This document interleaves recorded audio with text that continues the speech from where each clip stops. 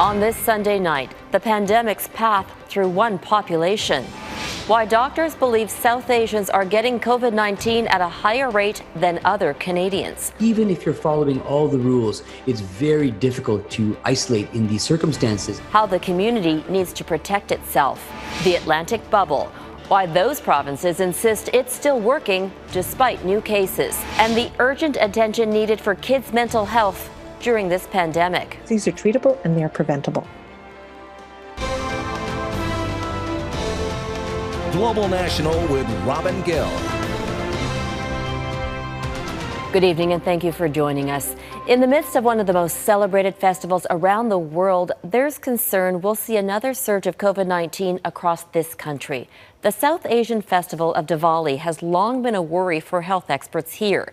The areas that host the biggest celebrations in Canada happen to be among the worst hit by COVID-19. As Mike Drolet reports, leading experts say the cultural connection thought to protect these communities may be the ones that hurt them. There's nothing subtle about Diwali. It's big, bright, and crowded. And to celebrate in Canada, the hotspots are always Surrey, BC, and Brampton, Ontario, which coincidentally are the areas most responsible for feeding COVID-19 growth in their respective provinces. To say Brampton officials were worried would be an understatement. They pleaded for restraint, and for the most part, that's what they got. The Toronto suburb has over 100 places of worship, yet police were called to only one, where roughly 300 people had gathered in a parking lot. The lineup was too big, but they were cooperative. They worked with bylaw and Peel police to disperse the crowd. They shut down on their own. Only one ticket was issued, leaving officers time to crack down on illegal fireworks. The concern about large gatherings is well-founded. Last week, Peel region, which includes Brampton, saw its positivity rate hit 10%. And that's not a coincidence, according to two infectious disease specialists who say their community is defined by a culture of large gatherings, multi-generational households, and jobs that are often essential services. You sometimes have up to 10, 12, sometimes even 14 people living under one roof. Even if you're following all the rules, it's very difficult to isolate in these circumstances. That acts as an amplifying type of feature. In fact, while South Asians account for about a third of the population of Peel, they also account for nearly half of its COVID-19 cases. There are particular needs to this community. It is driving a lot of what we see in some of our hotspots in British Columbia and Ontario. One of the biggest issues is where to quarantine. It's just impossible with big households.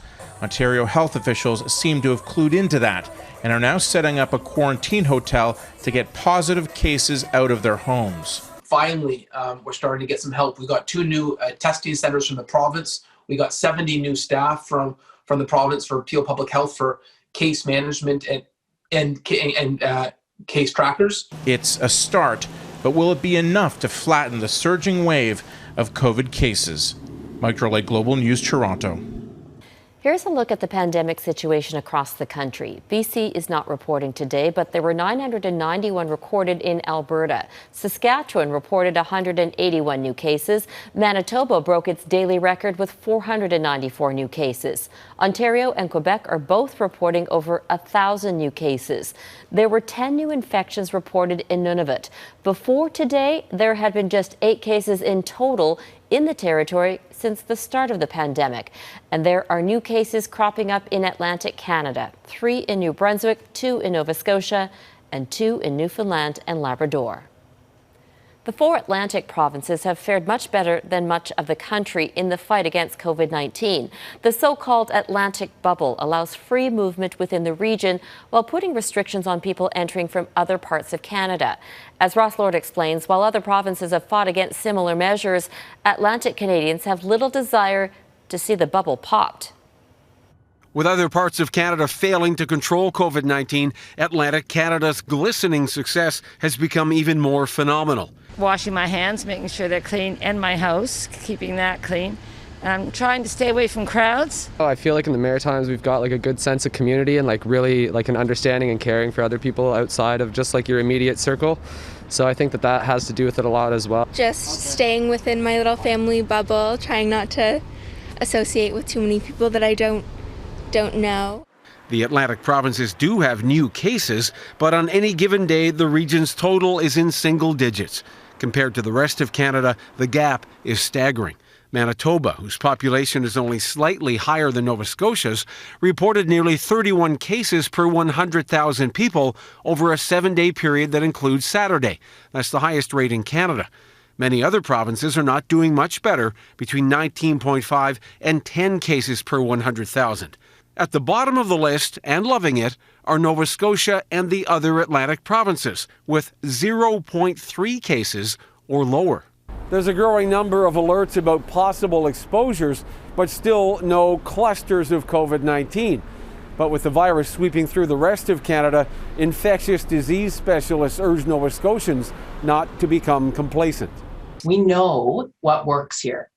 It's distance, hand washing, and masking. And now is the time for us to all contribute a little bit by tightening our bubbles a little bit, or we will end up with a bunch of outbreaks and we will head in the wrong direction as quickly as Manitoba did. Skeptics suggest protective measures like strict self-isolation rules for everyone entering the Atlantic bubble are discouraging air travelers and stifling the economy. An airline industry group says adopting rapid COVID-19 tests at airports would reverse the decline. But with most cases traced to travel, Nova Scotia health authorities are content to leave well enough alone. In fact, Chief Medical Officer Robert Strang is asking students studying outside the Atlantic region to stay away for the Christmas holidays. Ross Lord, Global News, Halifax. In the United States, more than 11 million people have been infected with COVID-19, but President Donald Trump's focus is fixed on the legal battle over the election he lost. Today, Trump officially acknowledged that Joe Biden won, but still says he will not concede, claiming the vote was rigged. Tonight, pressure is growing on Trump to accept Biden as the president-elect and begin a peaceful transition. Jennifer Johnson reports. Pro-Trump supporters taking to the streets in several U.S. cities. Tensions rose in Washington, leading to over 20 arrests. The demonstrators repeating President Donald Trump's baseless claim that the election was rigged. The vote has not been declared. No, there is no president-elect. It's all a lie. The Trump team keeps filing lawsuits in an attempt to reverse ballot counts. Already several cases have been dismissed. 4 more years! President Trump remains defiant on Twitter, saying, "I concede nothing. We have a long way to go. This was a rigged election," while earlier writing that Joe Biden had won. Donald Trump's Twitter feed doesn't make Joe Biden president or not president. The American people did that. What we really want to see this week is the General Services Administration issue that ascertainment. That would allow President-elect Biden to start getting daily intelligence briefings and both the incoming and outgoing administrations to work together on the COVID-19 pandemic and administering a future vaccine. It's almost like passing a baton in a race. You don't want to stop and then give it to somebody. You want to just essentially keep going. And that's what transition is. The U.S. has now surpassed 11 million COVID-19 infections. At least 25 states are reporting record hospitalizations, and several state leaders have again ordered partial shutdowns and travel bans. You must physically distance. When you cannot physically distance, everybody needs to wear a mask in public spaces. That's absolutely critically important. They do work. The Biden team says it's getting pressure from governors for a nationwide plan to stop the spread. My state's surrounded by 4 other states, and they all have different recommendations. That by itself is what we're talking about, standardizing how we're all going to approach this. President-elect Biden will be meeting with his COVID-19 experts and transition team all this week, with or without a formal concession from President Trump. Today, Mexico topped 1 million cases of COVID-19 with close to 100,000 deaths. That country has the world's 4th highest death toll after the United States, Brazil, and India. Critics say the infections are rising because the government failed to impose safety measures like lockdowns, wearing masks in public, testing, and contact tracing. In France, members of the Catholic community are demanding the government relax new restrictions that include a ban on religious services. France has more cases than any other country in Europe. New data released on Friday by France's health ministry shows infections and hospital admissions have fallen sharply since the new measures were rolled out. The United Nations is expecting the number of people fleeing the conflict in northern Ethiopia to rise exponentially as violence escalates. The UN's High Commission for Refugees is raising concerns about the impact of refugees fleeing the deteriorating situation into neighboring Sudan. 20,000 people is the size of a small town. Moving across a border in 4 days, they were not prepared for such a large influx of people in this way. Tigray, the center of the conflict, is an area about the size of Austria. It was previously seen as a safe haven for nearly 100,000 refugees from other countries. The World Agency says it's had to reduce what services it can provide because access to the region has been cut off. They are also increasingly at risk now. So we're faced with a possibility that refugees may also become internally displaced, which is for us really the worst case scenario. Overall, there's nearly 800,000 refugees in Ethiopia. So for us, it is a concern if this conflict escalates and expands beyond the borders of Tigray as well. Ethiopia's prime minister launched an offensive in Tigray earlier this month after security forces loyal to the regional government attacked an Ethiopian national defense base. Both sides have been accused of carrying out atrocities against civilians. 15 Asia-Pacific nations have formed the world's largest free trade pact. The China-backed deal was signed on the sidelines of the ASEAN summit, held virtually from Vietnam this year. The partnership is made up of 10 Southeast Asian nations, as well as China, Japan, South Korea, Australia, and New Zealand. It aims to lower tariffs across the region and spur recovery from the pandemic.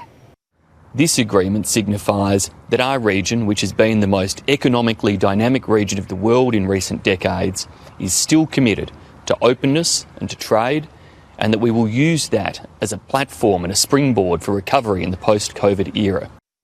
Members of the partnership make up nearly a third of the world's population and account for almost 30% of the global gross domestic product. Coming up, sounding the alarm on the pandemic's impact on the mental health of children.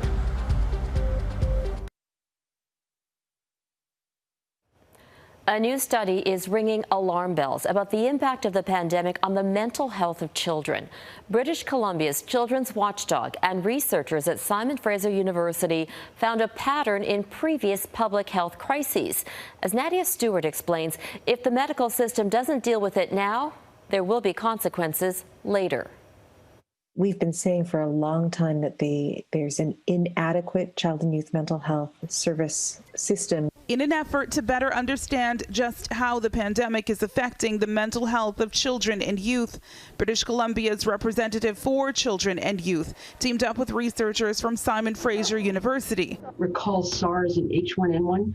There were studies done on the impact on children, including children who had to be isolated or quarantined and what happened to them. Add to that research on the impact natural disasters have on children, and it paints a troubling picture of how much their mental health requires urgent attention. In looking at those past studies, we were able to put together data really clearly showing that we can expect to see significant increases in certain mental health problems for children. One study involving 369 North American children affected by SARS and H1N1 found 30% exceeded the clinical threshold for post-traumatic stress symptoms, compared to just 1.1% for children who did not have these experiences. About 33% of kids who'd been through quarantine began using mental health services, a much higher number than the 6.8% of children and youth who were not in quarantine. Is it mostly social? Is it mostly psychiatric? Is it functional? In September, Dr. Quinn Doan also set out to better understand the pandemic's impact on kids. While we await those findings, what is already clear is the need for more support, especially since what was there pre-pandemic was inadequate. Children, particularly those of Asian and Indigenous descent facing racism, are being disproportionately affected. Charlesworth says the data will help as she makes the case for more funding and targeted solutions. This research is very helpful to us in terms of understanding not only the scope or the magnitude of the challenge, but also what are the kinds of things that would be affected, because these are treatable and they are preventable. Nadia Stewart, Global News, Vancouver. Still ahead, the fight for a fig tree. We'll explain.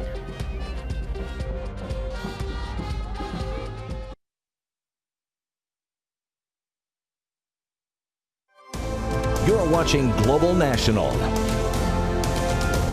Typhoon Vanemo has made landfall in Vietnam. Although the storm is weakening, there is still a threat of flooding and landslides. The government has evacuation plans in place for roughly 468,000 people. The typhoon has already done damage to the Philippines. At least 67 people have died there, and the death toll is expected to rise as rescue crews continue their search for dozens of people missing. The system packed winds that reached 165 kilometers an hour. Torrential rain has triggered widespread flooding. Peru's interim president has resigned 6 days after being sworn in. The country's political parties demanded Manuel Merino step down over the protests that have gripped that country. Thousands in Peru have been staging some of the country's largest demonstrations in decades, but they've been marred by clashes with police, and 2 protesters were killed at the hands of officers. A week ago, the previous president, Martin Vizcarra, quit over allegations of bribery, which he denies. Environmentalists in Kenya are celebrating tonight after saving a century-old fig tree. It lives in the heart of the country's capital and was scheduled to be removed to make way for a highway. Fig trees are important in Kenya, and locals believe this particular tree has sacred powers. Crystal Gumansing reports. It's a green victory. This leafy, towering beacon in a busy commercial area in Nairobi is staying put. This particular fig tree is just a symbol of the bigger picture of what we are asking for. We want a green and clean city, a green and clean Kenya that is also climate resilient. And this means that we cannot afford to sacrifice our green spaces for anything, including development. The nearly 100-year-old fig tree was slated to be removed to make way for a new multi-million-dollar infrastructure project, a 4-lane highway built by China.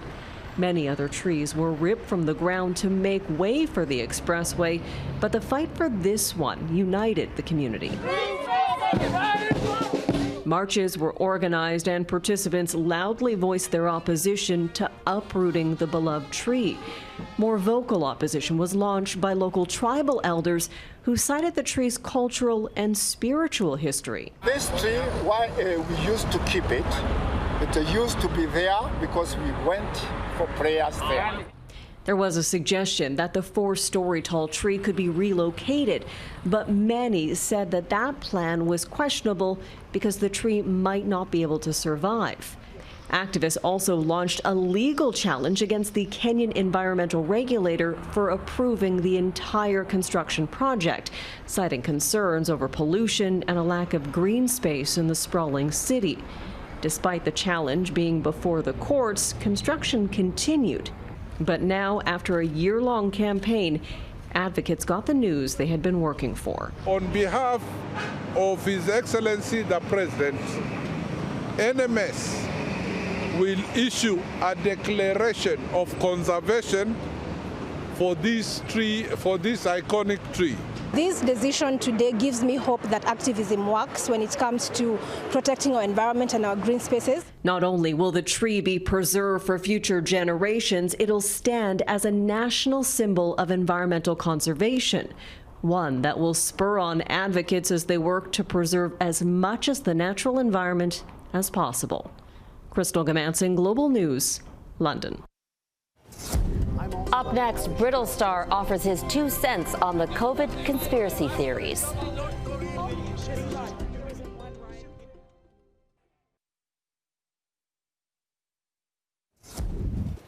A Belgian-bred racing pigeon set a world record as the most expensive ever auctioned off. New Kim is her name, and she sold for nearly $2.5 million.